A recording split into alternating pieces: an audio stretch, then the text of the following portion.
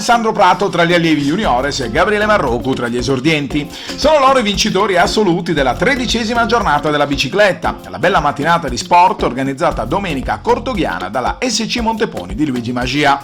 La manifestazione accorpava 2 gare, entrambe valide per la conquista del titolo di campione sardo strada 2023 di categoria. Nella prima competizione, quella riservata agli esordienti di primo e secondo anno, alle esordienti donne e donne allieve, il successo assoluto è andato a Gabriele Marrocco. Il portacolori della Unione Ciclistica Guspini ha tagliato il traguardo in solitaria in 1 ora 26 primi e 2 secondi, al termine dei 2 giri da 19 km ciascuno, ai quali si sono aggiunti i 6 km di trasferimento davanti a Edoardo Mocci e Nicola Giorri, entrambi della Fabio Aro Academy.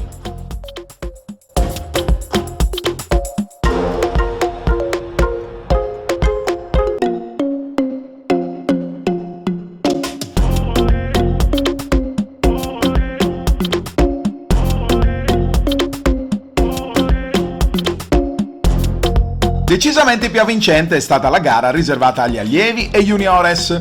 Qui, dopo il primo dei 4 giri del tracciato, conditi dal caldo e dal vento di traverso, nei territori di Cortoghiana, Miniera Carbo Sulcis, la nuova strada provinciale 81, è stato il trio composto da Gianluca Sanna, Cristian Usula e Vittorio Canu, quest'ultimo allievo di primo anno, a sembrare di poter prendere il largo forte del vantaggio di 1 minuto e 20 secondi, addirittura aumentato a 2 primi e 20 con i primi 2 sulle salite poste al termine del secondo giro. A 12 chilometri dalla fine i 2 fuggitivi sono stati però raggiunti e il gruppo si è ricompattato. A quel punto è venuto fuori il talento e l'agonismo del 17enne di Ozieri Alessandro Prato, che con un perentorio colpo di reni ha staccato tutti, giungendo da solo al traguardo in 2 ore e 25 primi tondi. Il portacolori della Toscana S. Di Pieri ha sbaragliato la concorrenza di Alessio Fois del team Crazy Wheel Santa Giusta e di Pier Andrea Carta della Unione Ciclistica Guspini. È stata una gara sicuramente molto bella, dettata dal circuito, molto bella anche per i panorami, e anche duro, anche perché la pianura era veramente poca. E alla fine credo che sia uscita una gara dura anche per colpa del vento, però tutto è andato per il meglio, non potevo chiedere di più. Allora, tu hai occasione di gareggiare spesso e volentieri anche fuori dall'isola, raccontaci un po' sensazioni e qual è il tuo impatto quando poi te la devi giocare con corridori che hanno maggiore esperienza? Beh, sicuramente questi anni ho corso con corridori con molta più esperienza di me, molto più forti, e questo ovviamente arricchisce il mio bagaglio, e questo è il frutto dell'esperienza che ho maturato in questi anni.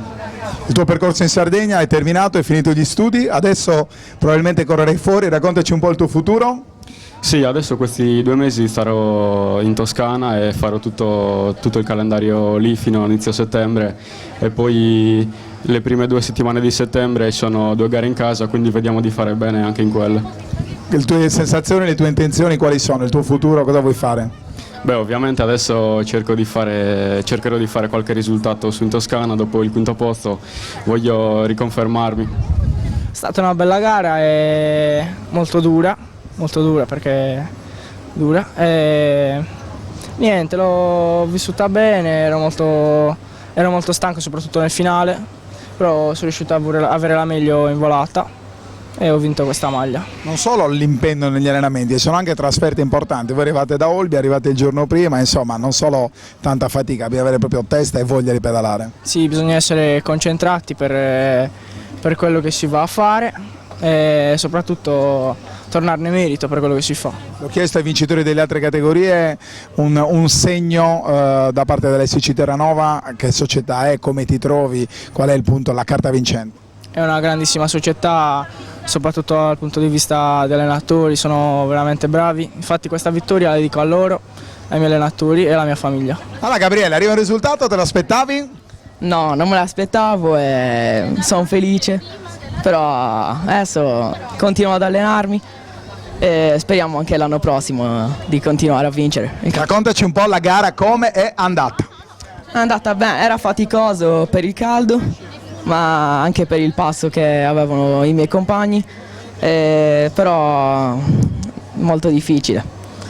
Ascolta, la società Unione Ciclistica Guspini è sempre presente tra i nomi con i suoi atleti e i vincitori, ma il segreto qual è? L'allenamento, la serenità, la qualità del lavoro settimanale, dici un po'? Allenarsi molto, con costante. E col sorriso immagino. Il tuo futuro? Non lo so. Continuare a pedalare ogni giorno? Quanto ti alleni? Un paio di giorni alla settimana. Le sensazioni erano buone, a parte nel secondo passaggio, la seconda volta.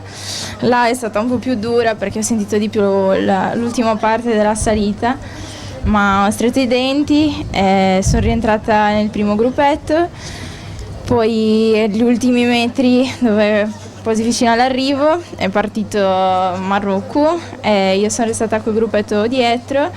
Poi sono stata coinvolta in una sorta di intoppo, caduta, in quanto alla curva pensavamo che fosse un po' più avanti, quindi c'è stato un po' uno scontro, però sono riuscita comunque sia a concluderla in quinta posizione assoluta e niente. Raccontaci la tua settimana di allenamenti, ora un po' di vacanza, ma d'inverno tu quanto ti alleni, quanto stai in bici?